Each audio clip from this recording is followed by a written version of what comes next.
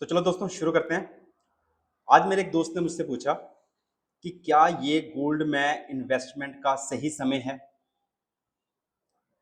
तो मैं उसको कुछ आंसर करता तो मुझे लगा कि शायद बहुत लोगों का जो क्वेश्चन होगा, जो ये जानना चाह रहे हैं कि गोल्ड में अभी इन्वेस्ट कर सकते हैं कि नहीं। तो प्रूफ के साथ चलते हैं अपनी स्क्रीन पे। मैंने ये निप्पॉन का गोल्ड ईटीएफ का चार्ट निकाला है। गोल्ड ईटीएफ होता क्या है? गोल्ड ईटीएफ बिल्कुल अपने गोल्ड को रेप्लिकेट करता है, उसके प्राइस को रेप्लिकेट करता है। सेम जैसे उसका प्राइस बढ़ता है, इसका भी प्राइस। अगर आप इसका देखेंगे, ये 2007-8 में लॉन्च हुआ था। 2007 में इसका प्राइस 8 रुपए था। 2011 में इसका मैक्सिमम प्राइस 30 रुपीज आ गया। तो 8 to 30 ये 4 टाइम्स के आसपास हो गया। तो 2007 से 2011 इसमें इसने 250% के रिटर्न दे दिए। 4 टाइम्स हो गया इन 4 ईयर्स। उसके बाद जिसने 2011 में गोल्ड खरीदा होता या इस ईटीएफ को खरीदा होता, तो 2011 से लेके 2019 तक गोल्ड का ईटीएफ या गोल्ड के प्राइसेस 22 और 30 के बीच में ही घूमते रहे।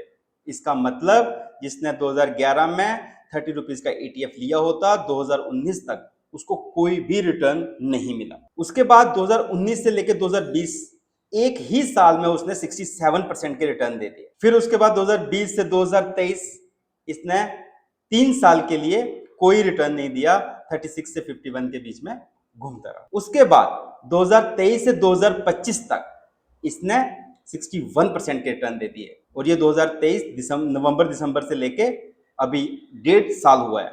1.5 साल में इसने 61% के रिटर्न दे दिए।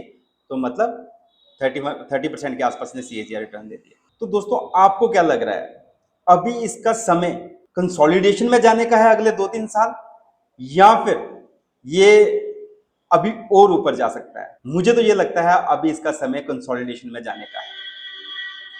अगर आप अभी इस वैल्यू पे खरीद के अगले 10 साल के लिए रुक सकते हैं, तो आप कह सकते हैं कि आप 12-13% के CAGR compounded annual growth rate जो रिटर्न है वो मिल सकते हैं। लेकिन अगर आपका नजरिया अगले 2-3 साल का ही है, तो कृपया इस प्राइस पे खरीद के ना फंसें। हो सकता है कि ये ईटीएफ 84 से 90 तक चला जाए, ये कहना मतलब कोई बड़ी बात नहीं होगी।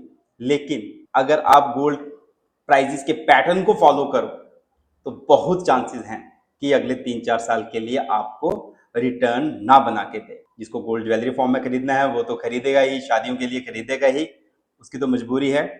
जो गोल्ड में इन्वेस्ट करना चाहते हैं, तो मैं ये मानता हूं कि अभी इस लेवल पे उनको इन्वेस्ट नहीं करना चाहिए। 2-3 साल के कूलिंग पीरियड में ये गोल्ड के प्राइसेस जा सकते हैं। अगर आप देखें 2007 से 2025 तक 17 ईयर्स में अगर 8 to 83 गया है, तो कितने उसके सीएजीआर रिटर्न बने हैं? 8 to 80 मान लीजिए 17 ईयर्स में, तो 14.5% के उसके सीएजीआर रिटर्न बने। तो मेरा ये सिंपल सा बताना है, सिंपल सा कहना है कि अभी गोल्ड में इन्वेस्ट करने का समय नहीं है। गोल्ड जब 1-2 साल ज्यादा रिटर्न दे देता है, तो सबको लगता है कि गोल्ड के प्राइसेस बढ़ रहे हैं और उसमें इन्वेस्ट करना शुरू कर देते हैं। तभी इन्वेस्ट नहीं करना होता।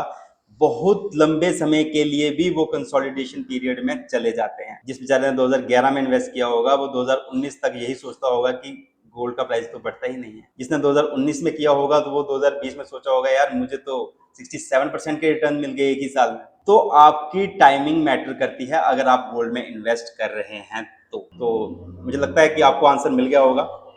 बाकी आप अपने फाइनेंशियल एडवाइजर को पूछ के जो भी इन्वेस्टमेंट चीज लेना चाहें ले सकते हैं। धन्यवाद।